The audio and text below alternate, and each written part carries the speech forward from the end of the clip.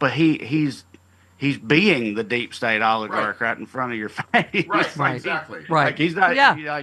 shadowy, nebulous deep state oligarchs are so worried about when like the one who really is doing a bunch of deep state oligarchy stuff is just, they're carrying him out on their shoulders, and it makes me feel like I'm taking crazy pills. We all fall down sometimes. I was like, I'm scared. I don't know how to make any of this funny. And you do such a brilliant job of summing up the massive amount of curry and making it funny somehow. I mean, well, I don't know. Yeah, I feel like I'm running out of funny as well, but we'll see, doing the best we can. They've definitely been trending more towards just like righteous anger lately than just yucks. The mood is definitely a little bit different, but I'm still doing what I can. I mean, to me, that's the only reason that I'm here, or that people listen to me, is the funny part. I'm a comedian, so I have to find some way to make it funny. But like right now, it's like I don't know how to make tariffs funny, but we're try to figure it out, I guess.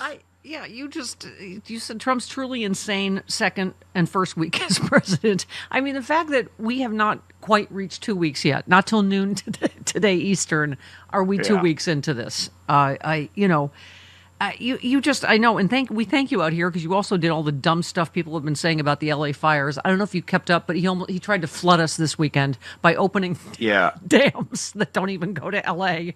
And doesn't that also mean that California might not have that water later when they need it? Yes, exactly. Crops and food and stuff like that. That's probably not that important. I mean, Trae, you talk about, obviously, some your red state folks, and obviously some polling, some anecdotal evidence, interviews are showing, some percentage of MAGA are already like, WTF, this isn't what we voted for. The biggest search on Google, people who regret voting for Trump. What are you seeing and feeling? Because in fact, no one did vote for any of this. Right. I mean, I've seen both. I've seen a lot of people, with buyer's remorse or whatever. There's a subreddit called Leopards Ate My Face, which is basically the premise of it is basically it's, I can't believe the leopards ate my face, says woman who just voted for the leopards eating faces party. Right. So it's like people who, like I saw a Latina woman be like, I'm a Latina who voted for Trump, and now, my friends and family are being deported and we're all afraid to go to work and all, that type of thing, where it's like, I don't know how you didn't see that coming. I mean, the one thing I will say for Trump is he's doing the stuff he said he would do. Yeah. It's like, and I was terrified of those things. But for so long, these people are like, he's just being funny. He's just, he's just making a point. He doesn't really mean some of that stuff. And then now, here we are. But I also still see plenty of people who are, cheering or whatever, because they interpret a lot of this stuff as like, he's rooting out the viper's nest, finally getting rid of the deep state, reining in government corruption and waste and all this stuff. So a lot of people are still drinking the Kool-Aid for sure. I mean, Fox News, I mentioned this earlier, Trae, but this tweet, Fox News is saying it's patriotic to pay more for groceries. Do you know what's actually patriotic is turning off Fox News? I mean, Trump said that. Well, there's going to be some pain, but, something, America first. See, and that's how they're talking about it already. Before we went on the air, I was saying, we were talking about maybe when it starts to hit people in their pocketbook, then they'll start to get mad, because that's usually what regular people care about, which has always been the conventional wisdom. But I'm worried that when it happens under Trump, like we know is coming very soon, that it'll be like, you already see Fox News trying to get out ahead of it. Like when it happens under Trump, they'll be like, well, this is just short term. In the long term, this will be better for America. Really, this is a good thing. Whereas, like if Joe Biden was president and things went up by a fraction, of a percentage, then people lose their minds. It's unacceptable for any kind of inflation. But under Trump, they'll find a way to justify it. Is what I'm worried will happen. Yeah, I mean, is anyone at the Super Bowl going to go? How come guacamole's $47? Isn't there? No. I mean. That's most people don't eat avocados generally. Avocados are gay, you see. Okay. Yeah. My bad. Duh, Stephanie. Yeah, my bad. It's just I'm reading all of these threads. I don't know. I go to social media. I love to watch your pieces. And read your threads and what have you. RuPaul in Philly said a private citizen just committed an act of cyber terrorism, and no one has done anything to arrest or detain him. This is insane. What just happened with Elon Musk, I feel like, is probably one of all the things that we're distracting with. That I don't know who voted for. putting the world's richest man in charge of our, Social Security, Medicare, Yeah. all of our private information, right? Yeah, that's the thing. Like from a dystopian, sci-fi apocalyptic movie or something. The world's richest man taking control of the most powerful government on earth, and then just getting real evil with it. But that's another example of what I was saying earlier. It's like people. I felt like a lot of people beforehand were like, "Well, Elon, he's not going to. Trump is still going to be the guy. He's still going to be the one in charge. Elon's not going to just run things. He can't. Trump won't allow that. And then now, Trump's just rubber stamping whatever Elon says and playing golf all day. And Elon, Elon's got the purse strings. And I don't know. I keep wondering, like, at what point any of it's going to really matter. Matter meaning like wake some people up or lead to some kind of action or something. I guess we're still not there quite yet, but this is why because you talk too about the media. That's why I think, you're a comedian, but you're a citizen journalist. I mean, you're putting the truth out there, even if it's in a funny, entertaining way. But I just some thoughts on some threads about the media. How is it? Raven says, how is it Elon Musk hijacking the Social Security system and downloading all our data on his private hard drives isn't front page news, right? It's all said. ABC World News hasn't mentioned a word about Musk gaining access to the computer system at the Treasury Department. No mention of how the Project 2025 playbook has come to life. I mean, we have both sides ourselves right into fascism, it appears to me, Trae.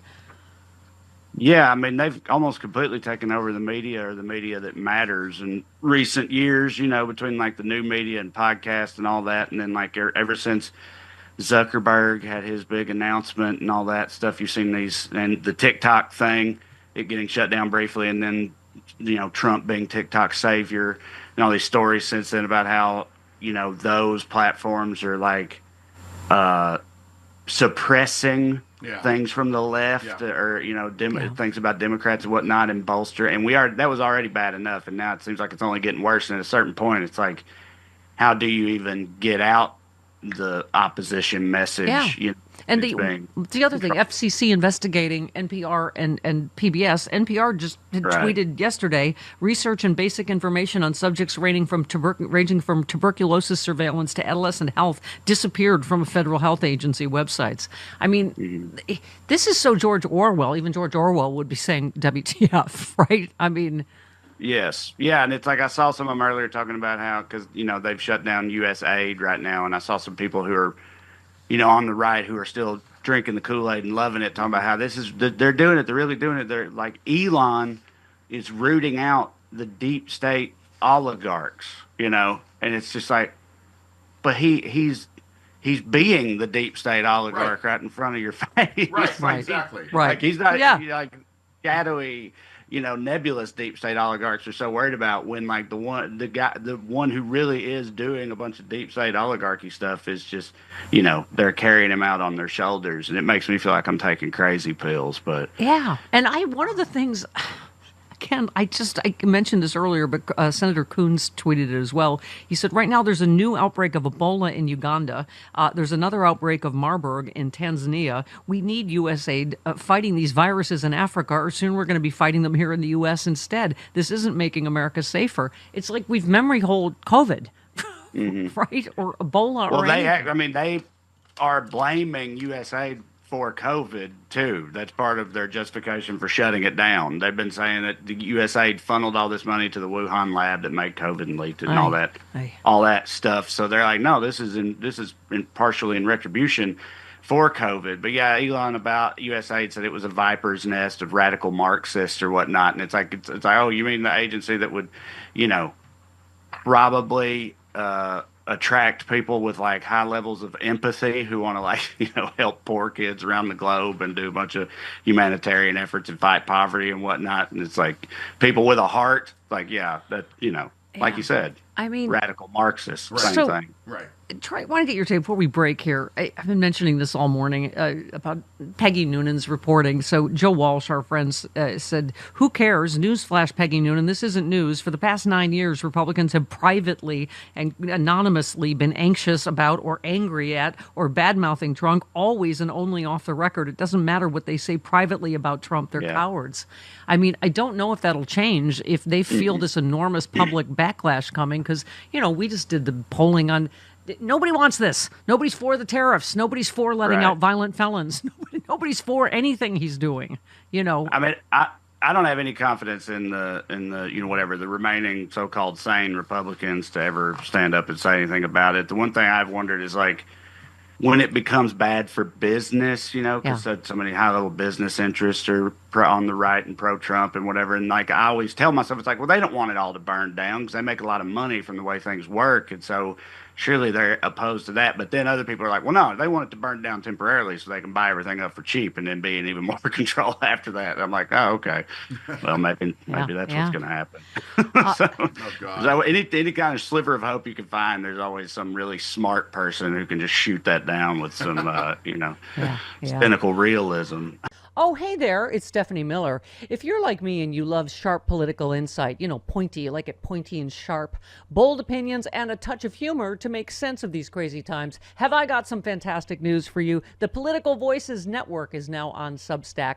This is your new go-to for the best in independent media. We're talking about my show streaming daily with episodes on demand, the fearless of journalism of Brian Karem, the brilliant side-splitting satire of John Fugelsang, the unrelenting working class advocacy of Rick Smith, and so much more. Here's the best part. Subscribing is so easy. You can join for free or go to the extra mile. Support these incredible independent voices by signing up for a full subscription starting at just $8. You'll get access to exclusive content, behind-the-scenes insights, and a chance to directly fuel fearless, unfiltered media. So what are you waiting for? Head on over to politicalvoicesnetwork.com, hit that subscribe button, and become part of the movement keeping truth alive in an era of corporate media overload. Every subscription helps, especially yours. One more time, that is politicalvoicesnetwork.com. Sign up now.